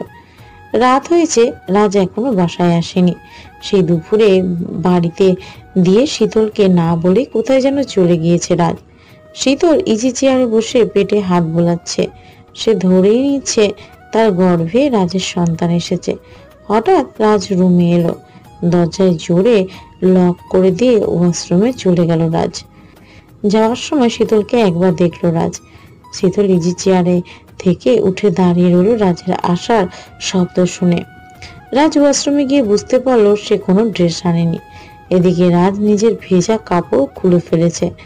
রুমে শীতল আছে বলে ওয়াশরুম থেকে বেরোতে পারছে না রাজ। শীতল না থাকলে রাজ এইভাবেই বেরিয়ে পড়তো। শীতল, ডেস্ক থেকে আমার পোশাক দাও, আমি নিতে ভুলে গিয়েছি। প্রথমবার রাজ শীতলকে কোমলভাবে তার কোনো কাজ করার কথা বলল শীতলকে।